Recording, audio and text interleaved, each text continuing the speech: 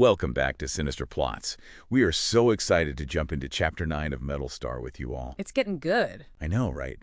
So for all you listeners just joining us for the first time, we like to get early access to exciting new books and then do a series of deep dives into them. Yeah, we kind of share those sneak peeks with you as we go. Exactly. And for Metalstar, we've got the next chapter hot off the presses, Chapter 9, but also this amazing companion guide called the Metalstar Luminarium.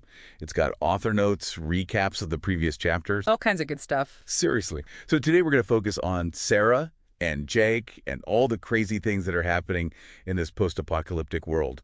We'll be referencing both the new chapter and the Luminarium. Sounds good. Chapter 9. Man, where do we even begin? I mean, I think this chapter really just delves into Sarah's transformation. We see her recovering, she's training with this awesome new weapon, and then there's that crazy alien encounter that throws everything for a loop. Absolutely. It's a roller coaster ride for sure. Let's start with Sarah's recovery.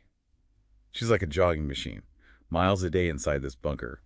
But the real game changer is this new weapon. It's powered by electrostatic charges, almost like lightning. And get this, it recharges itself. No batteries. Her reaction to firing this thing for the first time, I mean, she describes it as being plugged into the sun. Yeah, it's intense. But I imagine there's got to be some downsides to wielding that kind of power. Totally. At first, she can barely control the recoil. It's like this massive force. She's really got to work at it. I bet. You know, it makes you think about what kind of toll this takes on a person, not just physically, but emotionally, too. Oh, for sure. Especially with Sarah dealing with her whole identity crisis, Yeah. trying to reconcile her memories of her past life with her current reality as a clone. It's heavy stuff. I can't even imagine what that would be like, to have these vivid memories of a world that you never actually lived in. Right. And then she mentions missing all these things that just don't exist anymore. Music, fashion, even just being out in nature. Yeah, she talks about wanting to feel the sun on her face again. And just the simple things like wearing a cute outfit or listening to her favorite band. It's heartbreaking. It is, especially when you contrast it with Jake, whose whole life has been about survival, fighting aliens.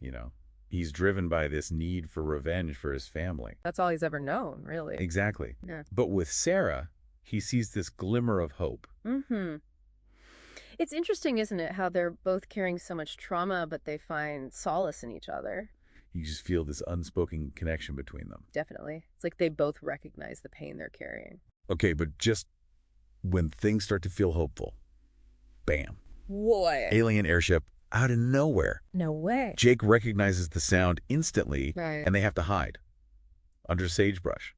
I was on the edge of my seat reading this part. Oh my gosh, that's so intense. Talk about suspense. And we get these little snippets of the aliens' conversation. They're confused, their coordinates are off, they sense life forms, but can't pinpoint them. Really? Huh. What do you think that means? Right, like maybe they're not as all-knowing as they seem. I like that. And then there's Sarah. She's worried that firing her weapon into the sky might have attracted them. Oh, that makes sense. So much guilt. Okay, so we've got this intense alien encounter. Oh, yeah. And it really gets you thinking about the deeper themes that Hill's exploring here. Like what? Well, the Metalstar Luminarium talks about this struggle for identity in a world where survival is everything. Right, like who are you when everything you know is gone? Exactly. And then there's this contrast between Sid Mantless, this seemingly utopian city built on religious order. And then you have the Solos, who are all about freedom and doing whatever they want. But even they have their own darkness. Nobody's perfect in this world, huh? It's true. Nobody's purely good or evil. And that makes the moral landscape of Metalstar so compelling. You're constantly questioning who to trust, what's right, what's wrong. It's not black and white, that's for sure. Makes it feel more real, I think. Absolutely. It's a world of gray areas where everyone's just trying to survive. Yeah. And that's something I think a lot of people can relate to, in some way at least.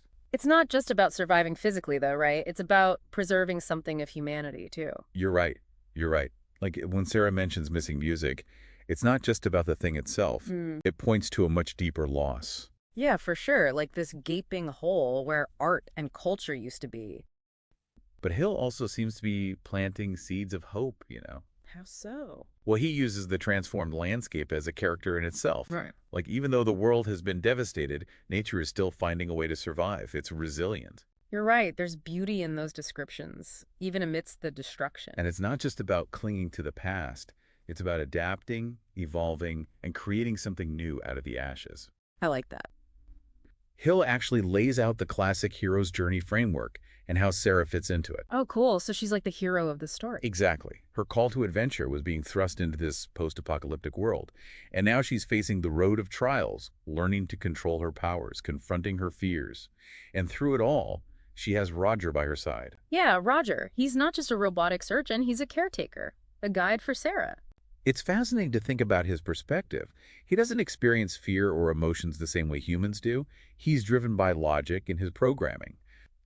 So he's like this constant moral compass for Sarah. That's an interesting dynamic. Makes you wonder if he's a better hero because he's not swayed by emotions. Right. Or if he's missing a key part of what it means to be human. It's a tough question. I like that the story makes you think about these things. You've got Sarah with her past life memories, Roger all about logic, and then there's Jake. His background is so rough.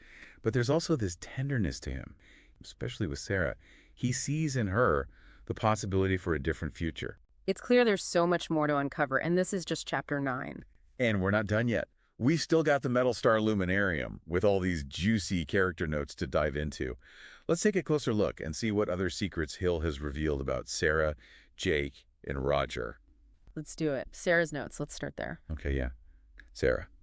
Like, she has all these memories, but they aren't hers. Not really. Just echoes of someone else's life. Hill calls it the experiencing self versus the remembering self in the Luminarium.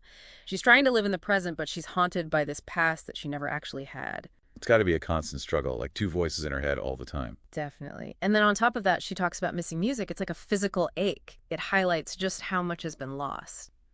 What does it mean that music is gone from this world? I have chills. That's seriously creepy. It's like they've intentionally stripped away something essential, something that makes us human. I know, right? Okay, let's move on before I get too freaked out. Let's talk about Roger. Roger, he's amazing. I mean, this robot is a medical genius. Hill explains how he can perform all kinds of surgeries and treatments using biomagnets. Crazy. It's wild. He's like a one-robot medical team. And his core programming is based on this variation of Asimov's laws, those rules that govern robot behavior. To protect humans. Yeah, that's the gist. But with Roger, it's even more specific. His prime directive is to protect all life, not just human life, all life. Makes you wonder if that makes him the most ethical being in this story. I mean, he's not bound by emotions or self-preservation, just logic and compassion. Right. He wouldn't hesitate to sacrifice himself to save others, even aliens, maybe. I know, right? Okay, so we've got Sarah with her past life memories, Roger with his unwavering logic, and then there's Jake. His character notes are just as fascinating. Grew up in this museum hideout, lost both his parents to the aliens. Makes sense why he's such a skilled fighter, always on edge. He's been through so much. Totally. But it's not all darkness with him. He has this soft spot for Sarah, you know. You can see it in how he treats her. It's like he sees a glimmer of hope in her. That scene where they embrace after training, it gave me goosebumps. It's more than friendship, that's for sure. Yeah, totally. There's definitely a spark there. Okay, but before we go down that rabbit hole, we need to talk about the elephant in the room. What's that? Well, remember how Hill keeps mentioning everyone in this world being shades of brown? In the Luminarium, he explains that the old racial categories have become meaningless because of generations of intermingling. It's kind of a dystopian utopia. Right, like on one hand, it's cool that racism seems to be a thing of the past. But on the other hand, it's a reminder that this world was born out of destruction and suffering. It's a complex issue, for Yeah. sure. Okay, but let's get back to that cliffhanger ending. That alien airship appearing out of nowhere. Talk about a heart-stopping moment. I know. They were this close to being discovered. And now that Sarah's got that crazy weapon, I have a feeling things are about to get really interesting. I agree. I can't wait to see what happens next. So many unanswered questions like, what is the full prophecy? What is the deal with Sid Mantelus? I know. If your heads aren't spinning with theories right now, you're not paying attention. Seriously, though, we've thrown a lot at you today, but it's all so important to understanding the complexities of Metalstar. Head over to www.metalstar.us for more info and join the discussion using hashtag #MetalstarDeepDive. Yeah, tell us what stood out to you. What are your predictions for the next chapter? We want to hear all your theories. Okay, until next time, happy reading, everyone, Mm-hmm. and may the metal stars, well, hopefully not guide you, but, be with you in spirit.